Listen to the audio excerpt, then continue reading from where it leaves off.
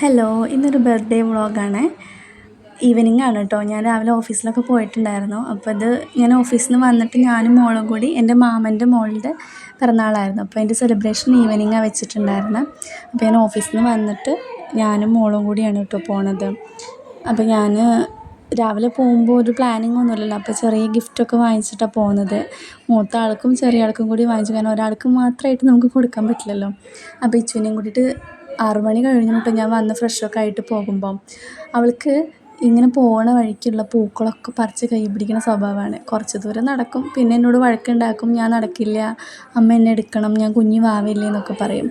പോണ വഴിക്ക് ഇത് കണ്ടോ, മതിലിൽ നിന്നൊക്കെ ഓരോരുത്തരുടെ വീടിൻ്റെ സൈഡിൽ പോയിട്ട് എന്നോട് പറയും എനിക്ക് ആ ചെടി വേണം, എനിക്ക് ഈ പൂ വേണം പറഞ്ഞിട്ട് ഞങ്ങൾ ഓരോ പൂവും പറിച്ച് പോവുകയാണ്. എൻ്റെ അമ്മ വീട് ഹസ്ബൻഡിൻ്റെ വീടിൻ്റെ അടുത്ത് തന്നെ കേട്ടോ. ഒരു 5 മിനിറ്റ് നടക്കാവുന്ന ദൂരമല്ലോ. അറിയാലോ, ലവ് മാരേജ് ആണെന്നുള്ള കാര്യം എല്ലാവർക്കും അറിയുകൊണ്ട് തന്നെ ഇത്ര അടുത്താണ് എൻ്റെ വീട്. അപ്പോൾ പോണ വഴിക്ക് മാമൻ്റെ ചെറിയ മോളുണ്ടായിരുന്നു കുട്ടു. അവളെ വഴിയിൽ നിന്ന് കണ്ടു. അപ്പോൾ അവളേക്കും ഓരോ പൂവൊക്കെ കൊടുത്തു. എന്നിട്ട് ഞങ്ങൾ നേരെ മാമൻ്റെ വീട്ടിലേക്ക് പോയി. ആ ഇരിക്കണതാണ് എൻ്റെ അമ്മമ്മ.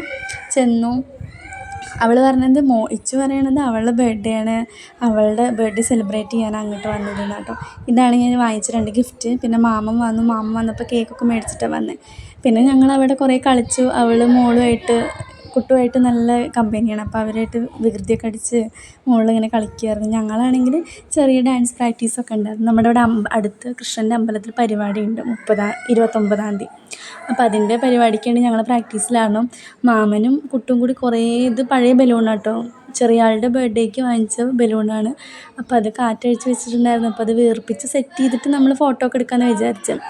മോളപ്പോൾ അവിടെ സെറ്റിയിലൊക്കെ പോയിട്ട് ഓരോ കോപ്രായങ്ങൾ കാട്ടി അങ്ങനെ കിടക്കുമായിരുന്നു. പിന്നെ ഞാനും അമ്മായിയും ഇതാണ് പിറന്നാൾ കുട്ടി. ഞങ്ങൾ 3 കൂടി ഇങ്ങനെ കുറേ വർത്തമാനമൊക്കെ പറഞ്ഞ് അങ്ങനെ ഇരുന്നു. കാരണം ഒരു 7:30 കഴിഞ്ഞിട്ട് കേക്ക് മുറിക്കാൻ വെച്ചിട്ടായിരുന്നു. പിന്നെ നമ്മൾ കേക്ക് സെറ്റ് ചെയ്ത് ഇങ്ങനെ കൊടുന്നു. മാമനെ മേടിച്ചിട്ട് വന്നിട്ടുണ്ടായിരുന്നു കേട്ടോ. മാളൂട്ടിക്ക് പിറന്നാൾ ആശംസകൾ എന്നൊക്കെ പറഞ്ഞിട്ട്. ഉണ്ണീട്ടൻ വന്നിട്ടുണ്ടായിരുന്നില്ല. ഉണ്ണീട്ടൻ ഓഫീസിൽ നിന്ന് വരുന്നതേ ഉണ്ടായിരുന്നുള്ളൂ. അപ്പോൾ ഞാനും മോളും കൂടി നേരത്തെ ഇങ്ങോട്ട് പോകുന്നത് അതാണ്. ഏട്ടൻ വരുന്ന വഴിക്ക് ഞങ്ങളിവിടെ വന്നിട്ട് കൂട്ടാമെന്ന് പറഞ്ഞിട്ടായിരുന്നു. പിന്നെ മാളുവിൻ്റെ കുറേ പട്ടിശ്രീയൊക്കെ ഉണ്ടായിരുന്നു. അപ്പോൾ ബലൂണൊന്നും നമുക്ക് നേരെ വീർപ്പിച്ച് വയ്ക്കാൻ പറ്റിയില്ല. അത് കാറ്റൊന്നും സെറ്റ് ആവണില്ല. അപ്പോൾ ഞാൻ പറഞ്ഞത് നമുക്ക് ഇപ്പോഴത്തെ ട്രെൻഡ് ഉണ്ടല്ലോ, കയ്യിൽ വെച്ച് കേക്ക് സ്വന്തമായിട്ട് സെൽഫായിട്ട് മുറിച്ചിട്ട് ആദ്യം തന്നെ സെൽഫായിട്ട് കഴിക്കില്ലേ, ആ പരിപാടി ചെയ്യാറിട്ട് ഞങ്ങളങ്ങനെ ആദ്യം ഒരു ഫോട്ടോ എടുത്തു. പിന്നെ മാളും ഇതേപോലെ സെൽഫായിട്ട് കട്ട് ചെയ്യാട്ടോ ചെയ്തത്. വേറെ ആരും ഉണ്ടാവില്ല. കാരണം നമുക്ക് ഡെക്കറേറ്റ് ചെയ്യാൻ പറ്റുന്നുണ്ടായിരുന്നില്ല ബലൂണ്.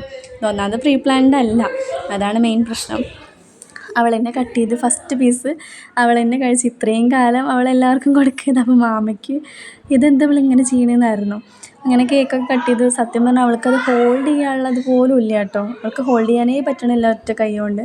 അങ്ങനെ അവളെല്ലാവർക്കും കേക്കൊക്കെ കൊടുത്തു. മാമനും മാളുവിനും കുട്ടുവിനും അമ്മായിക്കും ഇച്ചുവിനും അമ്മമ്മയ്ക്കൊക്കെ കൊടുത്തു. ഇച്ചുവിന് ഭയങ്കര ഇഷ്ടമാണ് കേക്ക്. അവൾ ആദ്യമേ കണ്ടോ, അതിനിടയിൽ കൂടെ ഓരോ തോണ്ടലിങ്ങനെ തോണ്ടിക്കൊണ്ടേ ഇരിക്കുന്നുണ്ടായിരുന്നേ.